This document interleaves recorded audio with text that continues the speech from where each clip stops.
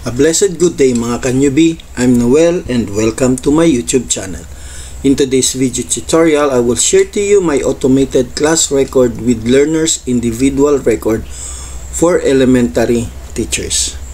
But before we start, if you are new here in my YouTube channel or not yet subscribed, please don't forget to like, subscribe, and hit the bell button icon for updated weekly educational video tutorials. Now, let's start.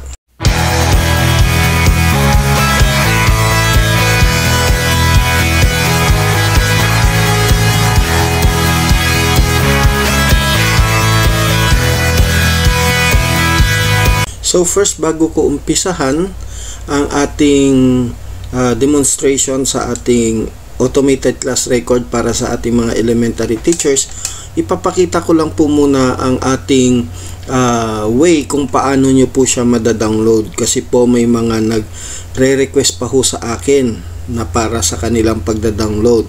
Medyo may mali lang po kasi silang nagagawa, kaya nagkakapag-request po sila. You don't need to request na po pag nagda-download po tayo. So first, ganito po ang gagawin nyo. Pag na-open nyo na po ang link, makikita nyo po ito. So wag nyo na po siyang i-open ang mga file. So pag nilagay nyo po ang cursor nyo, mapapansin nyo po dito sa side na ito, nandito po nakasulat ang download. I-click nyo na lang po yan, no? At automatic po mapupunta na po yan sa inyong computer. So mapupunta po yan usually sa inyong mga downloads, no? Dito po yan sa inyong downloads. Sorry, dito pala. Open file tayo. Yan, File Explorer, at dito nyo po makikita sa ating downloads, no? Diyan nyo po makikita yung downloads na ginawa nyo. Then pag na-open nyo na po siya, so gaya nito, nandito na po ang ating mga files. Makikita nyo ho ito. Pag sa elementary po, ganito po ang magiging itsura niya. So open natin ang elementary na folder. If you're teaching in grade 1 to grade 3, ito po yung files na makikita nyo. Then open nyo lang po ulit yung folder na yan, at ito po, no? So kung grade 1 kayo, yan din po ang kukunin nyo. Kung grade 2 kayo, palitan nyo lang po siya ng grade level. Mamaya po i-demo ko po yan.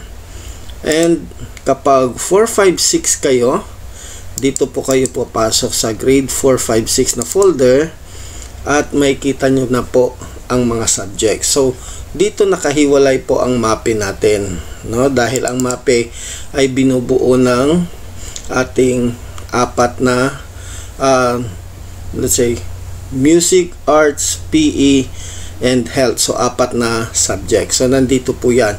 So we have first quarter, second quarter, third quarter, and fourth quarter. Then automatic na po siya magko-consolidate dito. Wala na po kayong gagawin dito sa MAPE finals nyo dahil consolidated na po siya. Ito lang po ang gagawin nyo dito. So MAPE, then second quarter, third quarter, and fourth quarter. So balik tayo dito. Umpisan natin sa grade 1 muna to grade 3. Okay. So dito, ang gagawin nyo lang po, i-open nyo lang po siya. For example, dahil first quarter ngayon, open natin ang first quarter. So i-double click nyo lang po siya. So itong summary grade, hindi nyo na po siya kailangang galawin dahil gaya sabi ko kanina, automated na po yan, no? And itong individual learners record na yan, automated na rin po siya. Wala na ho kayong gagalawin dyan. Ipapakita ko po sa inyo kung paano nyo po siya gagawin mamaya or gagamitin. Okay, so wait lang po natin ma-open. Now, pag nag-open po ang ating file, may makikita po kayong ganito, mic none, now go warning. So ang gagawin niyo lang po, always select ang update, no? Para yung mga files nyo at saka link na transfer ma-update po siya, no? Para hindi po nag-error ang ating mga in-encode. So mamaya sasabihin niya, hindi naman po siya, yung in-input ko po siya, wala naman po, hindi nag-appear doon kasi po hindi nyo po siya ina-update. So kailangan update nyo po ang ating mga files pag in-open po. So click ko lang po ang update, then okay na po siya. So this is our main menu. So in menu natin, so first natin gagawin is input data. So nandito ang subject ng Filipino, English, Mathematics, Araling Panlipunan, Edukasyong Pagpapakatao, Music, Arts, PE, and Health. No? Then nandito rin po ang individual learners record natin at saka summary of quarterly. So I think itong individual records hindi na ito magiging activated dahil nasa ibang file po siya. So first na gagawin nyo is input data po. Dito sa input data, dito nyo po ilalagay kung anong mga pangalan ng school nyo. So for example, ginawa ko lang po ito, San Juan National High School. Then school ID nyo, dito nyo rin po ilalagay kung anong region po siya, anong division nyo po, anong municipality, school year, lahat po dito, grade section, school year, o dahil nagdoble ang school year natin. So nandito rin po kung ano yung kung sino yung teachers or yung advisor, yung position nyo po, department coordinator nyo, ilagay nyo rin po dyan, school principals with position po yan, at saka assistant school principal and principal.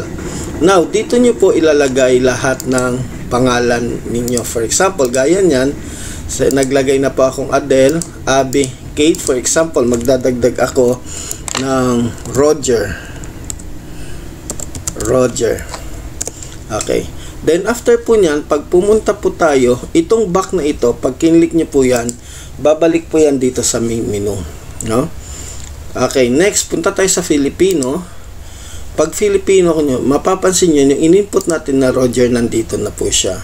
So, gaya nito, alam nyo na ho yan, and automatic na pong i-input na ang magko-compute na po siya. Then mayroon na rin po siya ditong remarks kung pass siya or failed. Now, punta tayo dito sa summary. Pagdating po sa summary, ito po automated na rin po ito. Kusa na po yan pupunta dyan. And lahat po na subject na nandito sa baba na in-input natin na kinumpute na grades, automatic na rin po lalabas dito.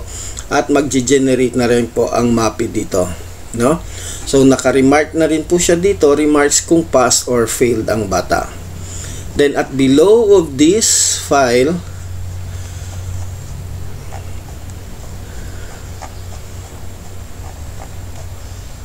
okay, so ganyan na po.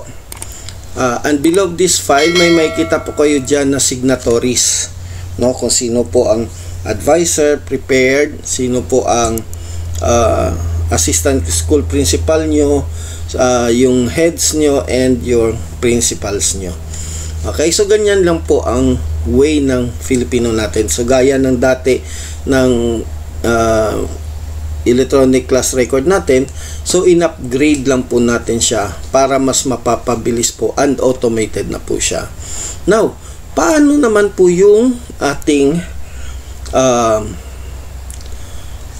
tawag dito sa ating individual class record?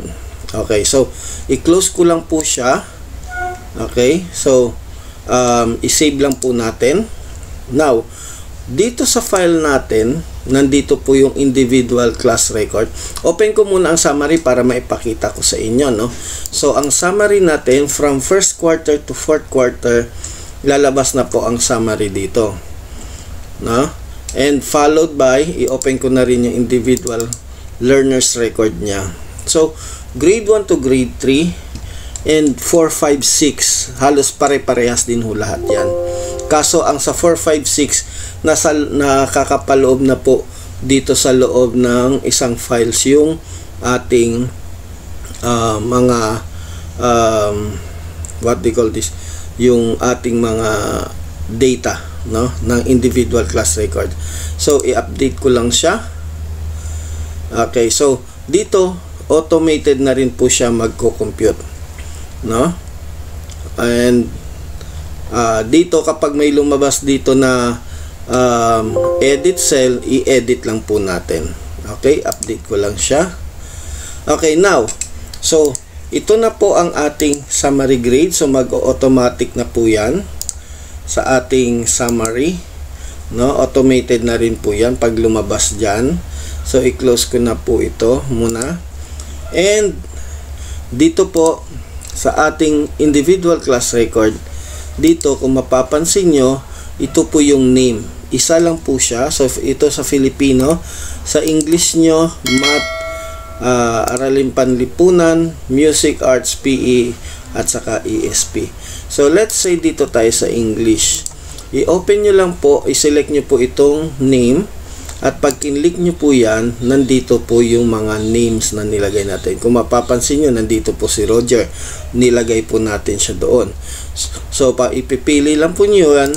At pag kinlik nyo si Roger, automatic nandito na po ang ating data. No? So, ilan ang nakuha niyang written works, performance task, quarterly, at saka yung feedback. No? Next is, kung pipiliin nyo naman kung si Abe, okay, so ito naman ang lumabas kay Abe. Kasi nga wala pa tayong mga grades na nilagay doon. Kulang-kulang pa. So kung ay kay Adele, ito si Adele kasi isa lang nilagay natin na kompleto. So automatic siya lalabas lahat dito. Kung failed, failed, passed, passed, passed. No? Then nandito na po ang quarterly score nila and the rating. So ganun lang po siya kadali. No? Hindi na po tayo mahihirapan. Okay, so automated na po tayo. So the same din sa Filipino. Ito sa subject ng Filipino, kay Abe. Okay, then kay Kate. And kay Roger. And kay Adele. Okay, so ganun lang po siya kadali. So hindi na po tayo mahihirapan sa ating mga class record natin. So hindi na po encode tayo na encode kasi napansin ko dito sa individual learners record nagsusulat-sulat pa ho tayo para yun ang pinapakita natin. So ngayon automated na po siya from our class record mismo. Okay, so i-close ko na po siya and save ko lang po. And next natin is sa ating grade 4, 5, and 6. So ito yung sinasabi ko, kung dun sa 1, 2, 3 nakahiwalay ang individual class record, ay individual learners record, sorry, dito naman sa ating grade 4, 5, 6 ay napapaloob sa bawat subject. So open muna natin. So gaya ng sabi ko kanina, paglalabas yung ating updates, ang gawin nyo lang po ay i-update nyo lang po siya.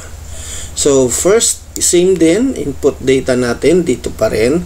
So quarter 1, so ito yung quarter 1, quarter 2, quarter 3, quarter 4, and summary of quarter grades. Dito na po siya lalabas. Then the individual records, nandito po siya, and automatic na po pipili po tayo dito kung anong mga pangalan na ilalagay natin. No? So ganun lang po siya. No? Hindi na po kayo mahihirapan. So individual file kasi ang 4, 5, 6 dahil po sa iba, minsan iba-iba na ang nagtuturo rito. Then isi-save lang po natin. So sana nagustuhan niyo po itong ginawa kong in-update ko na electronic class record para sa elementary, at nagawa ko na rin po ang para sa secondary. Nasa link na lang po ang file or ang link, and sa senior high school department po natin. That's it mga ka-newbie. Sana meron na naman akong naibahagi sa inyo na bagong kaalaman, at para sa mga susunod na video tutorial, mag-subscribe to this channel and click the bell button icon para sa mga updated video tutorial. If you have any comment, suggestion, don't hesitate to comment below. See you mga ka-newbie, hanggang sa muli. God bless and stay safe.